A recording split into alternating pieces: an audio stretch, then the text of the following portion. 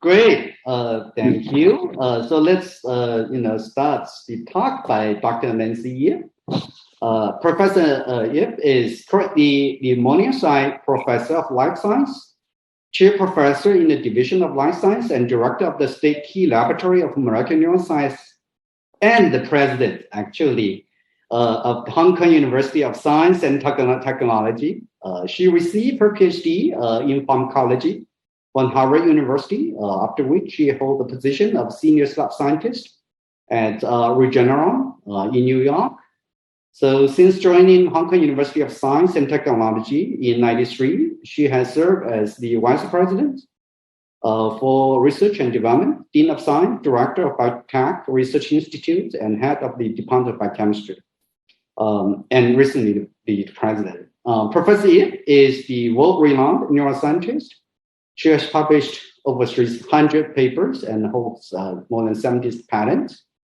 So she has been elected to the Chinese Academy of Sciences, the US Academy of Sciences, the American Academy of Arts and Science, the Hong Kong Academy of Science, and received numerous awards and honors, including the Natural Science Awards, the L'Oreal UNESCO for Women in Science Awards, and the 10 Science Stars of China by Nature. He currently serves as the member of the leadership group of the Davos Alzheimer's Collective, and was also the elected counselor for the Society for Neuroscience and the senior editor of the Journal of Neuroscience. The title of our talk is Understanding the Biology of Alzheimer's Disease, Insight into the Development of Therapeutics. Nancy? Thank you. Thank you, Miming, for the very nice introduction. So I want to thank the organizers, in particular, Rao-Yi and Miming, for inviting me to join this exciting meeting and give me the opportunity to share with you our recent findings. So I'm going to share the slides.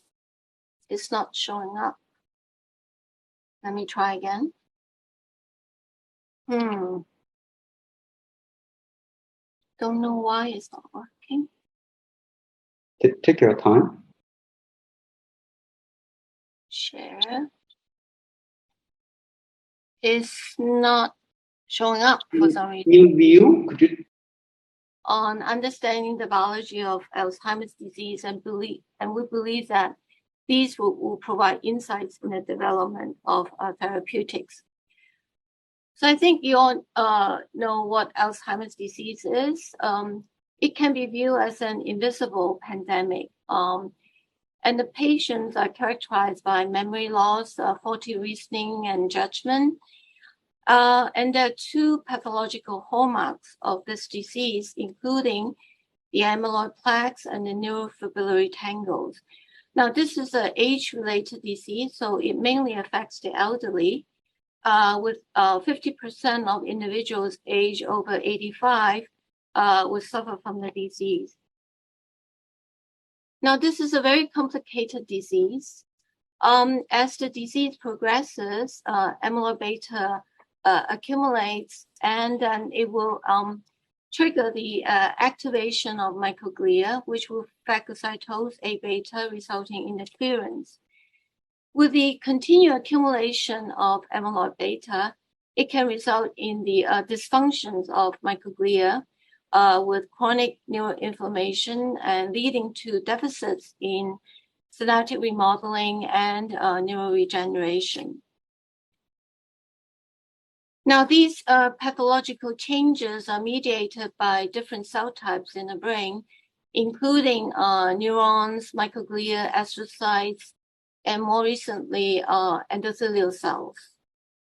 Now, the participation of all these different cell types in the pathogenesis are known, but it is important for us to identify what are the molecular and cellular mechanisms that contribute to the pathogenesis of this disease. Now, there are many challenges, of course, and including these challenges is the late diagnosis of the disease. So when the patient goes see the doctor, because of memory loss, it is already in a rather advanced stage of the disease. And actually, there are changes in the brain about 10 to 20 years before the onset of these clinical symptoms. So the identification of biomarkers, in our opinion, is critical because it is really a key for early diagnosis and also in coming up with a novel therapeutic treatment for the disease. Currently, the biomarker-based test includes brain imaging, CSF measurement, but they are costly and also invasive, and they cannot be applied to population scale. More recently, there are blood-based biomarkers such as A-beta-4240 phospho-tau. They are more convenient, simple, and less invasive. Now, there are about 10,000 proteins in the blood. So we need to develop biomarkers in the blood to capture really the overall signature of the AD blood proteome.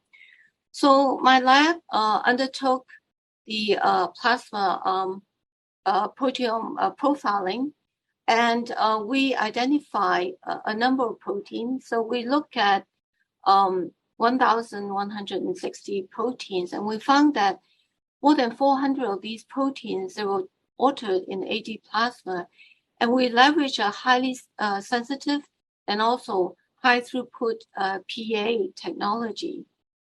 Now, these altered proteins, based on the gene ontology analysis, we were able to identify certain signaling pathways, such as inflammation, apoptosis, cell proliferation, etc., that are linked with these proteins.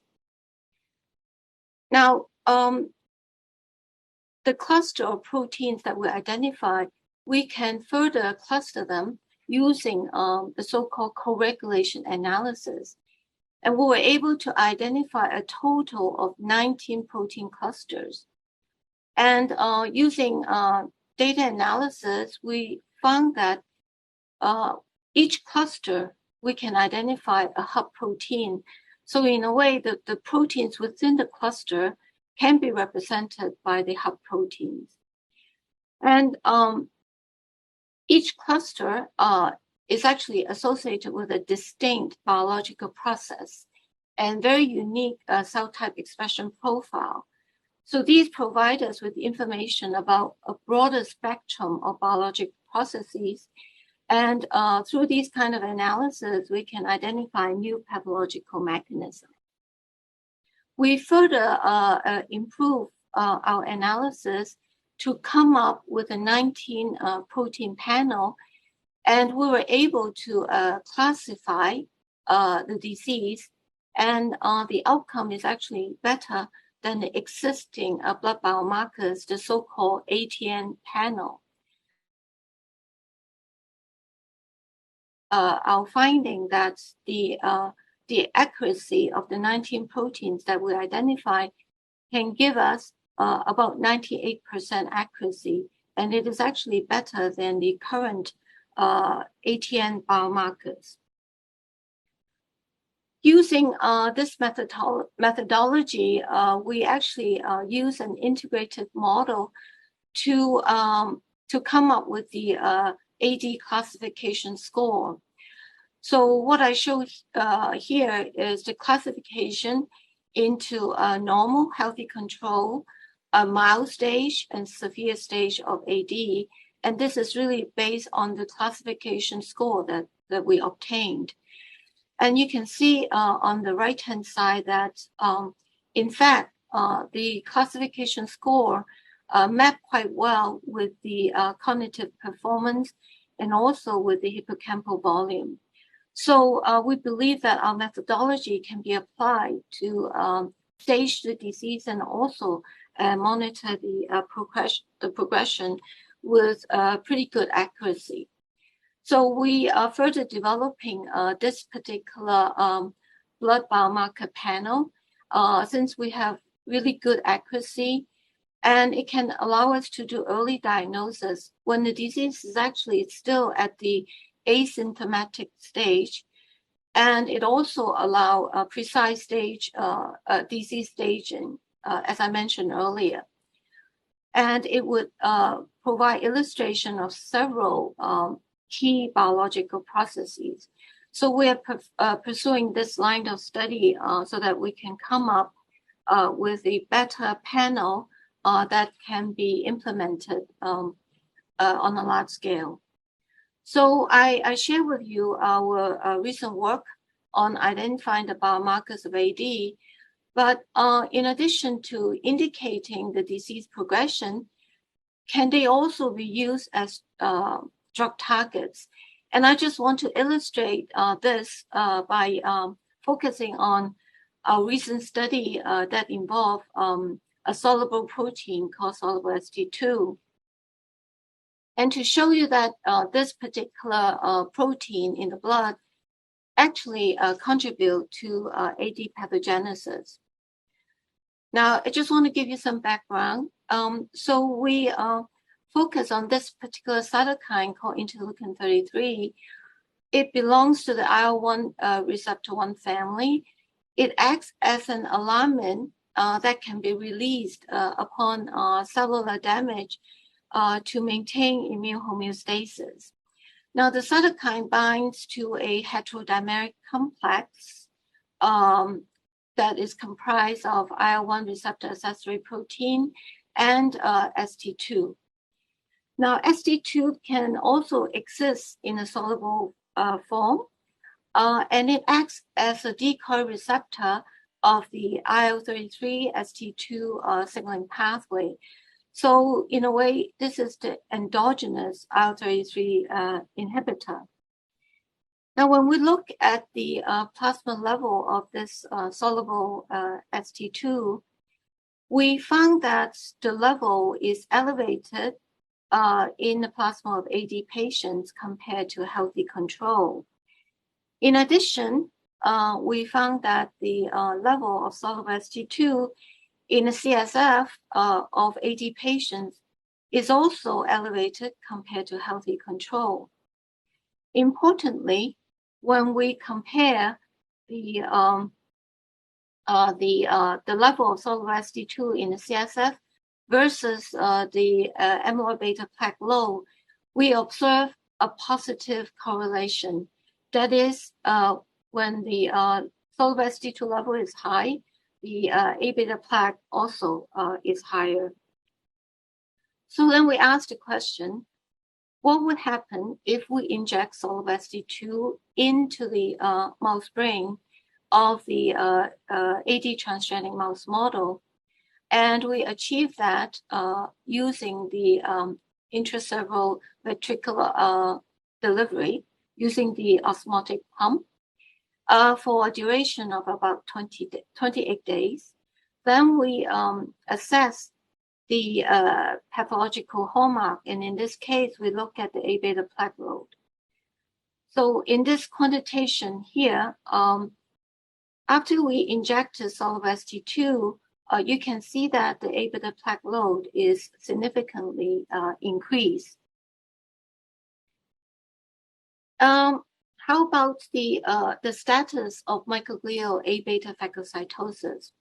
Again, we use the same transgenic mouse model, 5XFAD, and we use methoxyXO4 to detect the A beta and CD11B plus for the microglia. Based on effects analysis, we were able to observe that with the injection of soluble ST2, the microglial cells with A beta uptake is significantly reduced. So elevated levels of soluble ST2 therefore seems to play a role in AD pathogenesis by modulating the amyloid plaque load. So we asked the question, can we manipulate IL-33 ST2 signaling to regulate the A beta pathology by injecting IL-33 directly? And if so, what are the underlying mechanisms? So we injected IL-33 into the AD transgenic mouse, and then we assess the A-beta plaque load. So you can see in this quantitation that after injection of the cytokine IL-33, the A-beta plaque load is substantially reduced. I don't have time to show you the data. We also observed that IL-33 injection can rescue the hippocampal dysfunction and also the memory dysfunction. So can IL-33 treatment affect the ability of microglia to undergo phagocytosis? And if so, what kind of effect can IL-33 have? So in this particular data set, what I show is that with A-beta in red, after IL-33 injection, the A-beta load is reduced, and IBA1 is a marker for microglia. Again, after IL-33 injection, we observe that microglia become more colocalized with A-beta. So using a three-dimensional reconstruction of these images, we show that IL-33 injection can enhance the percentage of microglia that are colocalized with A-beta. Now, what does that mean when microglia becomes more colocalized with A-beta? We want to understand the ability of the movement of microglia towards A-beta. So we generated a transgenic mouse model by crossing the AD transgenic mouse, APPPS1, with 63CR1 EYFP mice. So these drives the expression of EYFP in microglia. So what you see in this photo, which is obtained using 2-photon in vivo imaging, is that the green cells, the microglia, under control situation is quite stationary. But after IL-33 treatment, the microglia starts to migrate towards the amyloid plaque depicted in red. So using these type of in vivo imaging, we were able to observe that in the transgenic mice that we have generated before and after IL-33 treatment, you can see that microglia depicted in green starts to migrate towards the amyloid plaque. Now in this photo is depicted in blue. So at 12 hours, we were able to observe the migration of microglia towards the plaque. Now we did the quantitation, and it's shown on the right side here. After IL-33 treatment, the mobility of a subpopulation of microglia is enhanced. So you can see the increase in the percentage here. Now, this subpopulation of microglia, they increase the mobility and they move towards A-beta. What is the consequence when these microglia migrate towards the A-beta? The consequence is that it can increase the phagocytosis of A-beta. So for this, we use the phags analysis to look at the resident microglia population, which is detected by CD11B positive expression and CD45 low expression. Again, we use methoxyXO4 to detect the A-beta. And on the quantitation here, you can see that following IL-33 injection, the percentage of microglia with A-beta uptake, as shown by methoxyXO4, is substantially increased.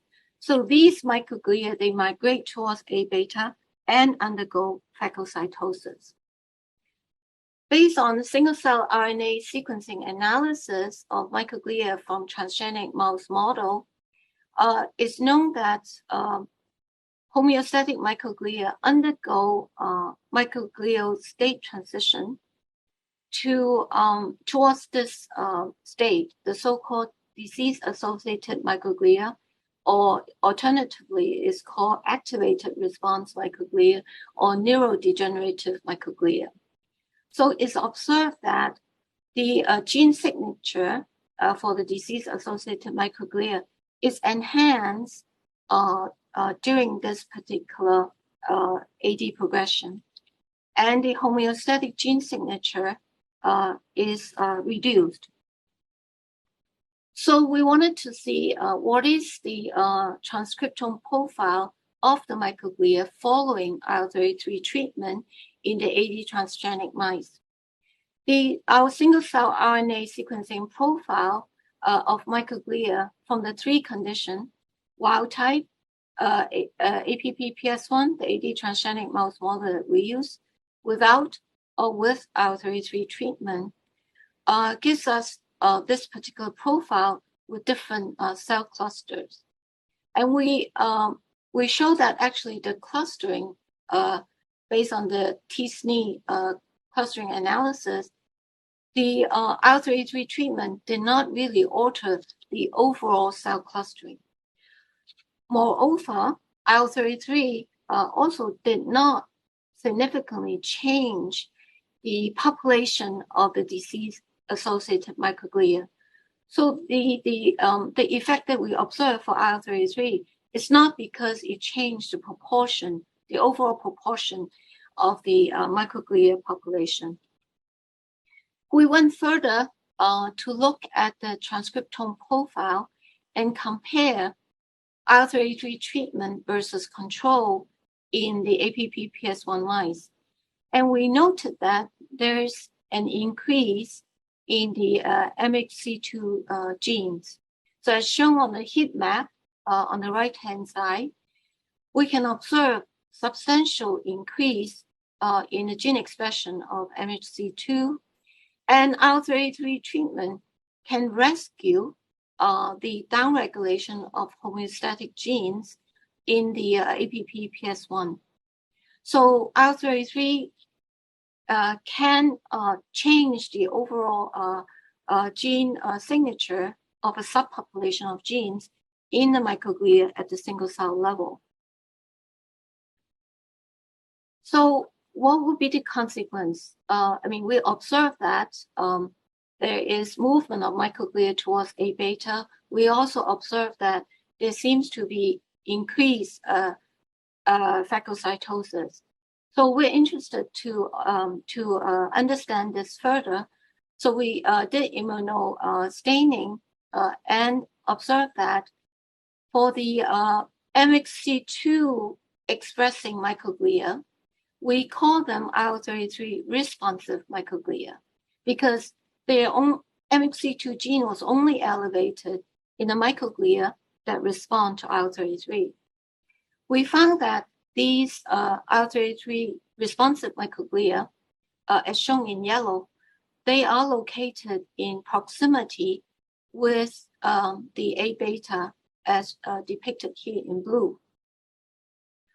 Again, we perform the FACS analysis again using methoxy-X04 to depict A beta and MHC2 to indicate the IL-33 responsive microglia. You can see in this quantitation that the population of microglia with MHC2 expression, they show enhanced ability to uptake A beta. So what I have shown you so far is that we have observed very interesting functional phenotypes of microglia following IL-33 treatment using the APP-PS1 mice. At about 3 hours, the microglia will start to migrate towards the A beta plaque. And this is based on the live imaging analysis. In about 24 hours, we observed that these microglia can phagocytose A beta. So we then perform further analysis by undertaking bulk RNA-seq and also single-cell RNA-seq. We observed that IL-33 actually stimulates a stepwise transcriptomic reprogramming in microglia at different times. We studied this at 3 hours, 8 hours, and 24 hours. Now, at 3 hours, we were able to observe an induction of stress response genes, and some of these genes remain elevated up to 8 hours. And these are the genes that are related to chemotactic.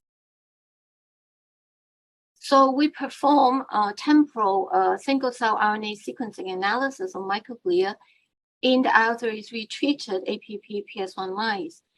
And we observed the induction of chemotactic genes at 3 to 8 hours, and then they would be reduced. And in parallel, then, we saw the upregulation of phagocytic genes starting 8 hours to 24 hours. So IL-33 has this ability to induce the microglial state transition, chemotactic and then phagocytic.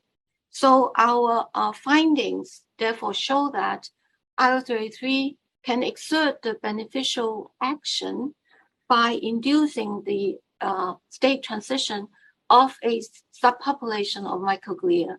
First, to induce the state transition from homeostatic to chemotactic, migrating to A beta, and then subsequently phagocytic microglial subpopulation that can undergo A beta clearance.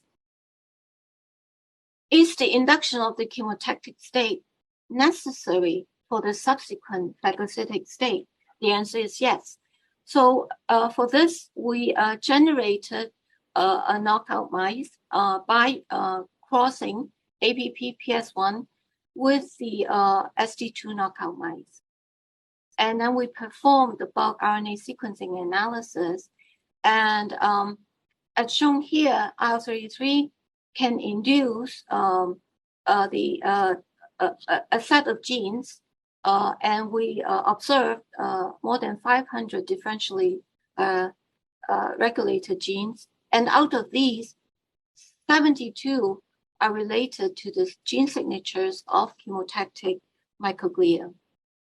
So we look further and then perform the FACS analysis to see whether these microglia, the so-called chemotactic microglia, can be affected by the loss of ST2.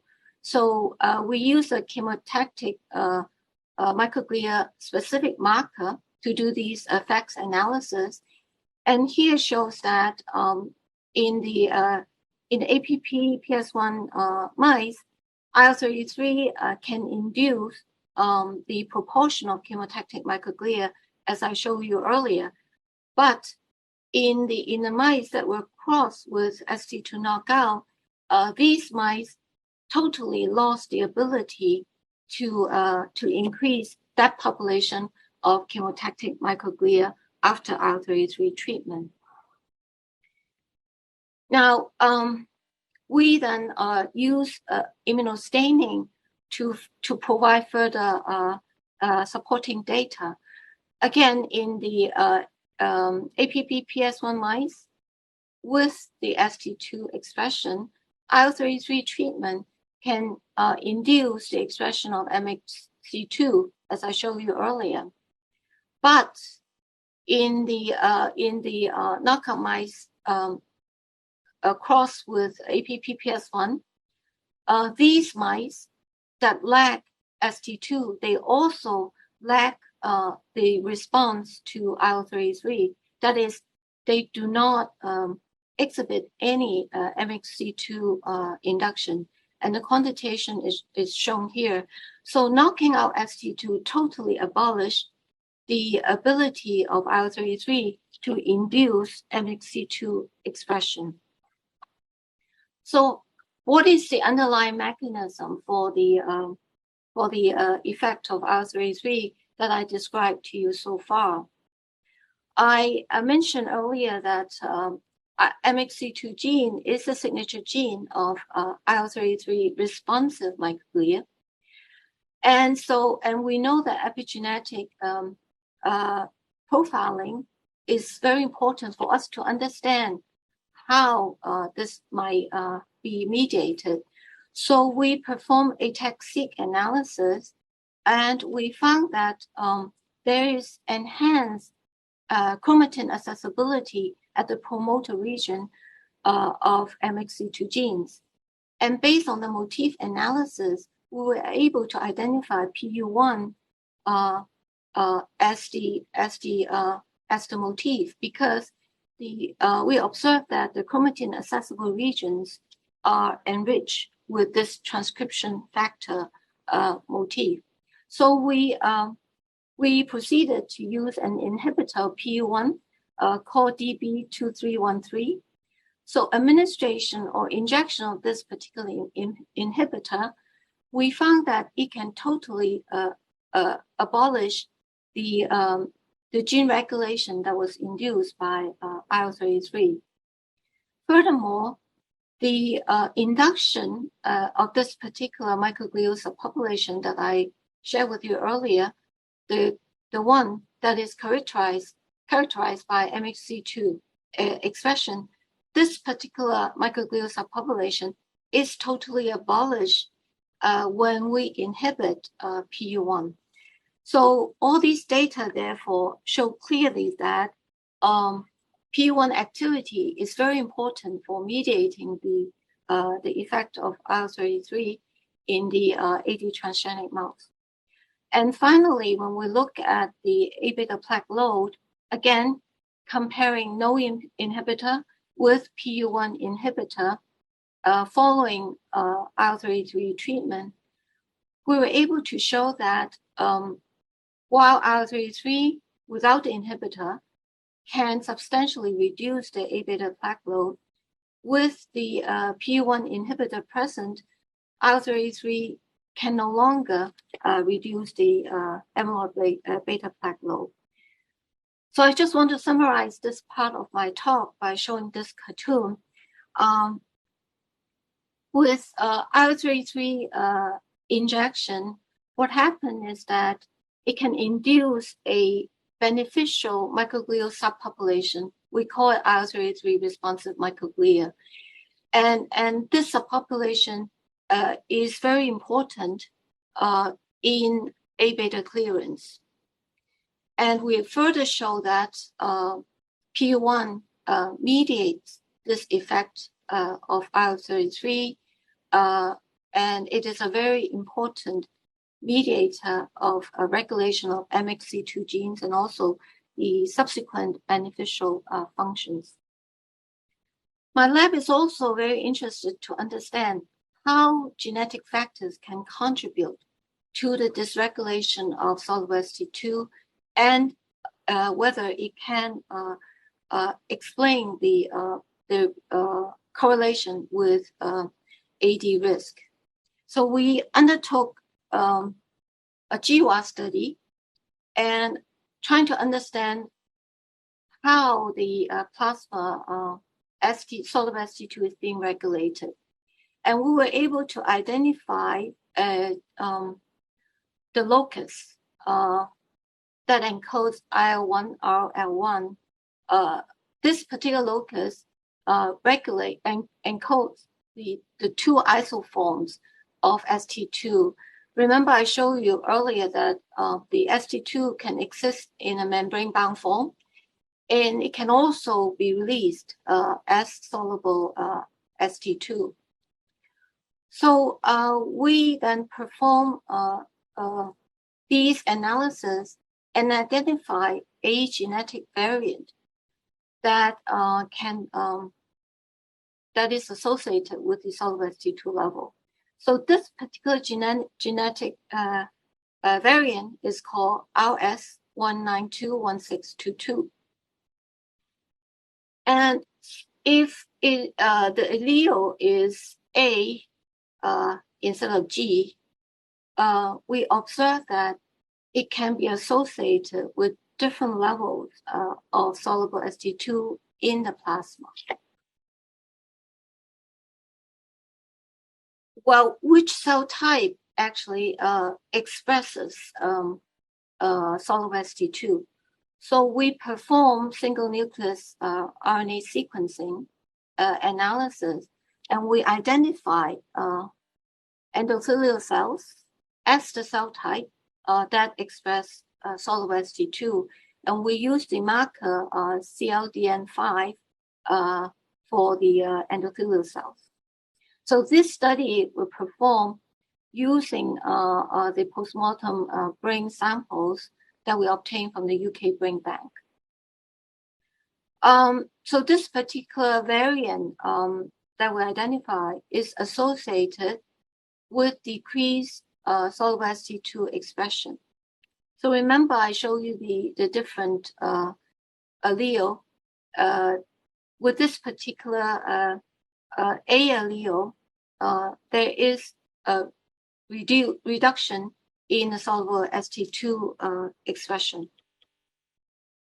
Analysis with several clinical cohorts, both with the Chinese population and also with European descent population, we were able to show that individuals that carry this particular allele show reduced AD risk. But we had to stratify the clinical cohort because the observation was most significant for the female ApoE4 carriers, and they show a reduction of AD risk by 20 to 40%.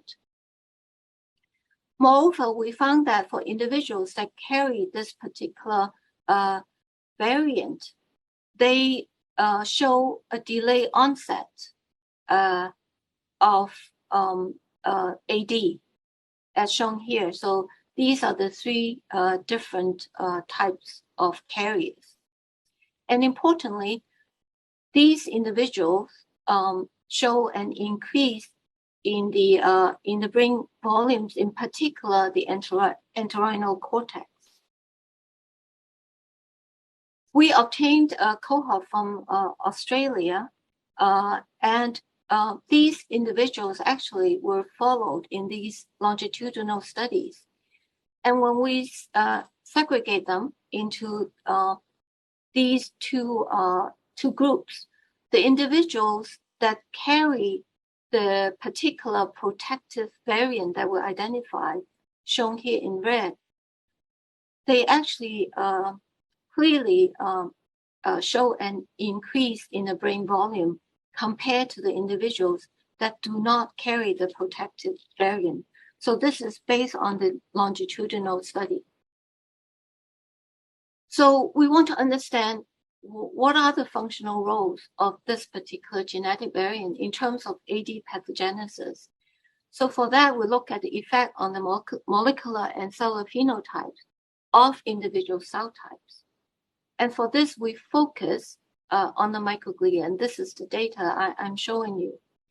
And we found that this particular genetic variant can actually modify the gene profile in the microglia, such that individuals that carry this particular allele, they show an induction of the genes that are associated with activation of microglia, and they show a reduction of the homeostatic genes. So these analyses was performed using single nucleus RNA sequencing of postmortem brain samples. Furthermore, individuals that are carriers of this particular genetic variant, GA or AA, they show an increased interaction of the microglia with the amyloid plaque, as shown in this quantitation here.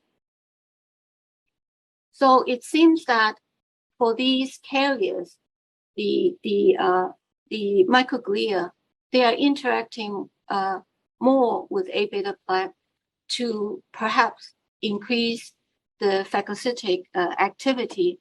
And indeed, that was what we observed. So here again is data obtained from the postmortem brain samples, again segregating them into non-carriers and carriers. And we show that the individuals that are carriers of this particular genetic variant, they have a reduced amyloid plaque load. So the observation is aligned with our analysis in terms of the co-localization of microglia with amyloid plaque and also the induction of activation of genes that are involved in the activation of microglia. So this is the last slide. So this really summarizes what I have shown you using a blood biomarker soluble ST2 as an example. So the cytokine IL-33 from the astrocyte, they play a very important role in the regulation of microglia via the activation of the receptor, ST2 and IL-1, receptor accessory protein, activating the microglia so that it can undergo phagocytosis. And the soluble protein that I talk about, the soluble ST2, which is expressed and secreted from the endothelial cells, it acts as a decoy receptor to block the IL-33 ST2 signaling pathways, and in doing so, it inhibits the normal activation of microglia that was made possible by IL-33. And hence, the consequences, a reduction of A beta phagocytosis, and subsequently increase in A beta deposition. So this is what we observed using the animal model. Now, we also identified a genetic variant that is a protective variant. And we believe that the protective effect is mediated by its ability to regulate the soluble ST2 expression, which is to lower the expression and the secretion. And we believe that the identification of this particular soluble protein actually perhaps can be further pursued as for its therapeutic potential.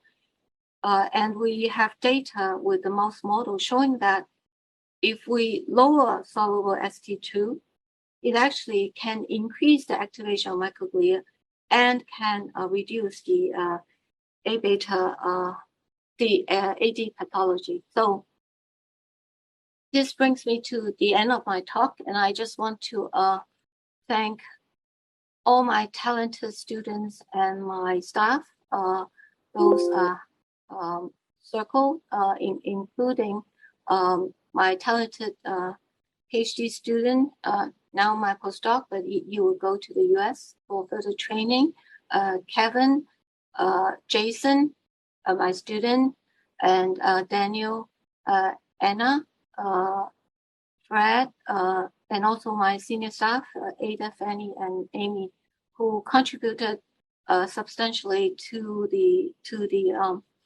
work that I described today. And I also want to thank my collaborators who contributed again substantially to our work, and all the organization and the participants of these clinical cohorts, which play a very important role in our study. And this is a slide to acknowledge my funding agencies, both in Hong Kong and also in the mainland. and we are we are recognized as the State Laboratory of Molecular Neuroscience, and this is a photo of our campus, and I really hope that you all can come visit after the pandemic is over, and we certainly look forward to resuming the Gordon Research Conference on our campus very soon. Thank you so much for your attention. Thank you. Great, Nancy. Thank you for your exciting insights at the molecular, cellular, and human genetics levels.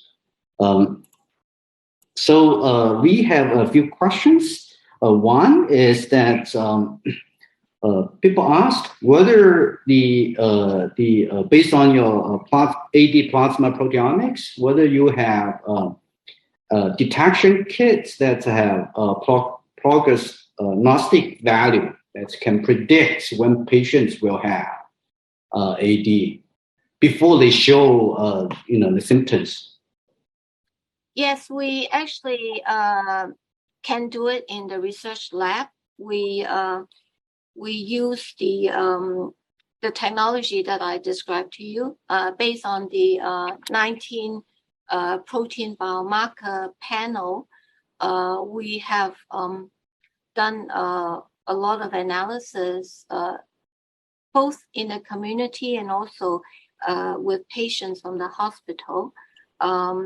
So for the community, we were able to identify individuals who have no clinical symptoms, and based on the MoCA score, they are only really in the borderline, because there are certain cutoff points for the MoCA score to determine whether the individual has impairment in the cognitive performance. But our blood test can identify those individuals, can segregate them from the healthy normal control. So the blood-based biomarker panel can detect these individuals way before the clinical symptoms show up. So we are still in the research setting, because these tests are only performed in the research lab. But what we're trying to do is to optimize the test, perhaps by even reducing the number of proteins that we need to look at. So instead of 19, I believe we have cut it down further, because that can reduce the cost. If we want to do a large-scale screening, cost is an important factor. So we hope that sometime next year we'll be able to do it outside the research lab setting, so that more people can benefit from it. Thank you. So that's very cool. So the second question people asked is that whether interleukin-33 can cross blood-brain barrier, and how does this interleukin-33 compare to the A-beta monoclonal antibody? Good question. We have shown that if we inject IL-33 into the mice, we can detect IL-33 in the brain of the mice. So we have done that analysis. The level is not very high, but nonetheless we can detect it in the brain.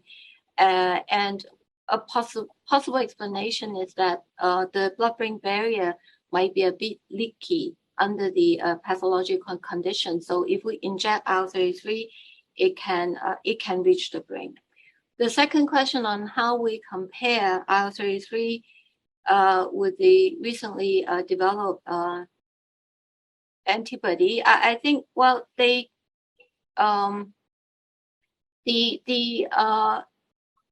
mechanism mediated that mediates the IL-33 action, I think, can be multifaceted. So we show that IL-33 injection can clear the A-beta plaque via its ability to activate microglia, to activate the migration, and also the phagocytic activity of microglia. So to us, this is one aspect, but actually IL-33 has other actions that I did not have time to cover in today's talk. It can actually regulate synaptic plasticity as well. IL-33 can act on the heterodimeric receptors that are expressed on neurons. So by injecting IL-33, it can then regulate synaptic plasticity. And we had a paper published in PNAS, I think 2 years ago, that described our study, how IL-33 can enhance LTP. It can regulate the postsynaptic receptor complex, etc. So so that is a separate mechanism. So that does not involve the clearance of A beta. So the antibody that was developed at Tuham, I think that the main mechanism is to clear A beta. I think in our case, IL-33 has multiple targets. Microglia is one target, and then neurons is another target. And we are actually looking at a third target so far, how it can explain the beneficial effect of IL-33. So I think one can view these as different approaches. So the third question from the audience is that you have seen detected changes in many proteins. So in addition to ST2 or IL-33, could you take advantage of that, combine with soluble ST2 and with other markers to improve the treatment? It's a good question. So as I showed earlier, we were able to detect quite a lot of changes in the protein, in the blood proteins between when we compare AD versus healthy control. We are looking at that further. We have identified a number of proteins that we are interested in. And it is indeed our goal to see which of these proteins can be combined with what we know about soluble ST2. Because bear in mind, if the soluble ST2 level is too high, it's not good, right? So we want to suppress it so that it can alleviate the inhibition of the IL-33 ST2 signaling pathway. There are other proteins that we have identified that is beneficial, right? So these are the proteins that we would very much like to increase the level.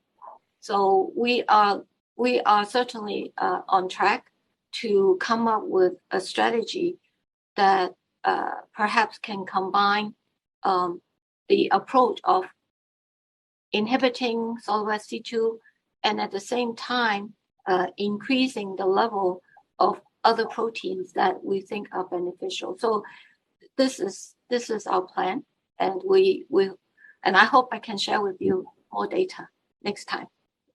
This is fantastic. We are very excited. We look forward to seeing more exciting developments from your lab. So I think due to the time limits, we have to move to the last talk. I want to thank Nancy again. Thank you very much. Thank you for having me.